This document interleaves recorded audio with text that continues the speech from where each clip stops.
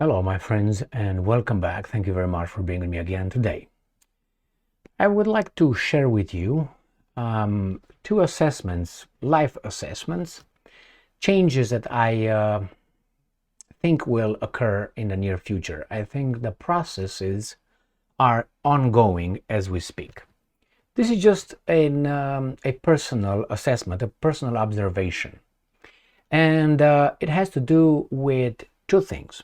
One, the people who will be promoted in order to be in charge as managers, supervisors, people that would put other people to work will be men less and less. That's the first observation.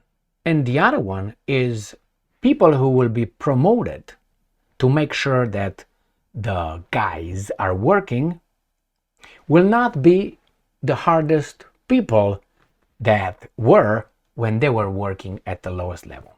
I think it's a transfer of authority. Some group will be in charge of another group. A group will do the hard work and the other one will have conversations and meetings over meetings over meetings. But the hard work will be done by a different group.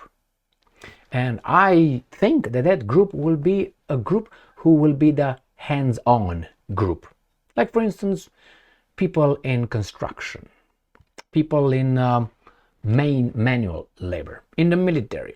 For instance, in the military, you will have mostly one group that will do the heavy lifting, another group being on the phone commanding what the other ones should do. Remember, the one on the phone or in front of a screen will not be the heavy lifter. It's going to be the one who's going to direct the other guys to do something, in charge of those guys. Like, for instance, let's say your roof leaks. There's going to be a particular person who's going to make the appointments for the company. A particular person will send the crew to fix your roof, but the roof will be fixed by one group. So that's one observation, and I suggest you look into that too. Okay? And I've been involved in many jobs, intellectual jobs, manual jobs, and that's a constant, the observation. Now the other one. When you are in a business, you want each person to be at the right position. For instance, if you have a horse, you're not going to put the horse because, let's say, the horse is equal to the... Whoop! Okay, buddy, what's up? All right.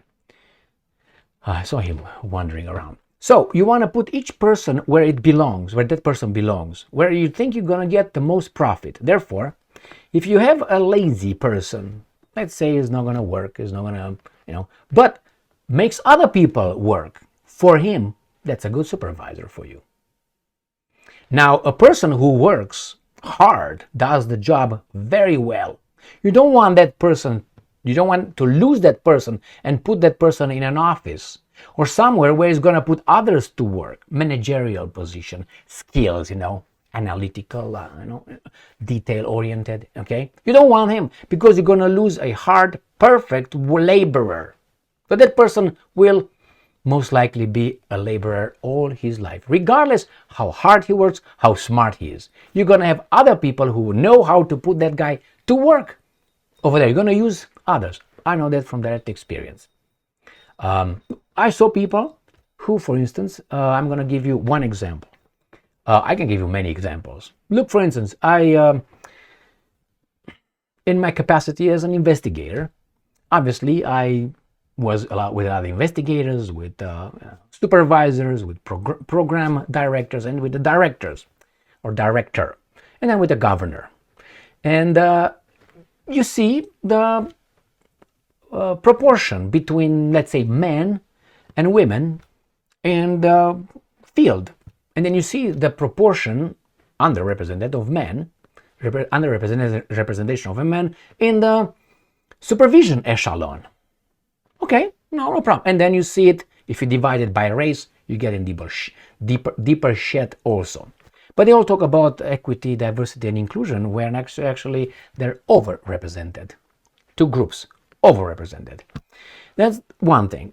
But when you let's say you receive a case for an investigation, you read a case, the allegations, the people involved over there, the perpetrators, the alleged victim, the alleged perpetrator, whatever, and you start doing your searches, background searches, history, and so on. And then you might want to understand what happened what was the dynamic in a previous case if it was investigated. So you're going to go in a history of the particular individual or family or organization and try to see if you find any evidence or any information, so you can get yourself with more information, more knowledge. So when you're going to investigate, you know who's who, what's what, how the wind blows in over there.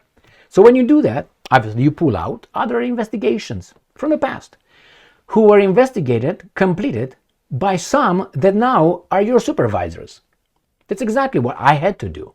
So I read a lot of investigations completed by my supervisors, plural, men and women.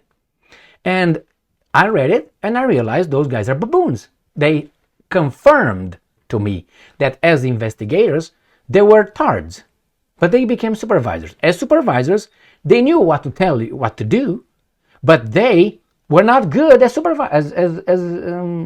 investigators. Besides the fact that they didn't have a lot of this. It's a different story. So that was for me an alarm, like, what's going on here? You're talking, so I couldn't say in front of a conversation in a meeting, I couldn't say, you shut the fuck up, and you too, I read your investigations, you suck, how in the hell you're in that position? Well, they're over there for different skills that other people don't have. Remember George Orwell, not 1994, but Animal Farm? Over there, the boxer was the name of the horse. The horse represented the working class, the laborers. He was working harder. And who were in charge? The pigs. They were not working. But anyway, so pay attention to this transfer of leadership. Who's gonna be promoted to be in charge of other groups? And that group, okay, just an observation.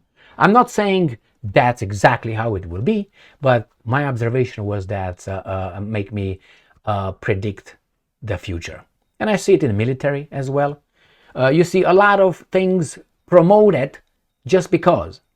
Put, 120 pounds on that person and she's gonna collapse. But hey, she's gonna be in charge. Why? Equity, diversity, and inclusion. So this is just two observations, as I said. And besides, if you have the right people appointed as supervisors who actually come from a group that hate another group, they will make those fuckers work like crazy. Why? Because it's payback, baby.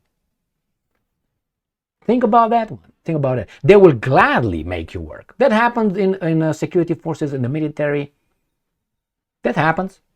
You position certain people in power in certain locations that you know that person will not join the population. It's not one of them. It's one of those guys who have something, a grudge against the people you send them over there. History has numerous examples. And Romania has numerous examples of people in charge of certain areas in Romania and police departments, and they were not Romanians. Why? Anyway, that's a different story. So my friends, remember, when you're going to go to work, and if you're not a supervisor or an owner of something, pay attention to this and see who's the person who's going to direct you and why. Do you think that person has more skills than you? I think it's just a promotion of this kind of, promoting certain groups. Also, if you look in a society, they are trying to disarm us of verbal weapons or mental weapons. That is, look for instance how they promote be kind. Be kind now is on top of being truthful. Be good, be kind. So if I say, fuck you, you're a liar, oh my God, they will not try to figure out if what I'm saying is true. They will be upset with me saying not being kind. So the problem will be me saying so roughly the truth. They will not be concerned, hey, wait a minute, is it true? No, Emil is not kind. Therefore, Emil has to say certain things in a certain way. Like someone asks you, how many genders are over there? Or how many, not genders, I despise that thing. How many sexes are over there? And we somehow are afraid to say the truth? Yes. Why? They disarm us morally. Because if you say that, you immediately call this, you call that, we can't accept this, and you can't accept that. You're this, you're that. They disarm us from telling the truth. To be no, mofo. Motherfucker. Here it is. Are you gonna fight or something? No, don't go over there. It's gonna go around here. Anyone wanna be petted? Come over here. Come over here. Distract the mofo. Oh, he's still there. Still, he's not gonna leave. All right, my friends. Just pay attention to this. Thank you very much for being with me again today. Remember, these people that will be put in the wrong positions. Why here behind everything? Why there? Why? Why here? Why? Why? Jesus Christ! Left. I helped him leave. Bye-bye. Come back. Never. So remember, my friends, just an assessment. A lot of, if you put the wrong people in charge of doing certain things just because they belong to a certain group, the businesses, the country, the organizations, the departments, the agencies, we lose a lot of money. It's inefficient. Stay strong, stay smart, look for the truth, and be just.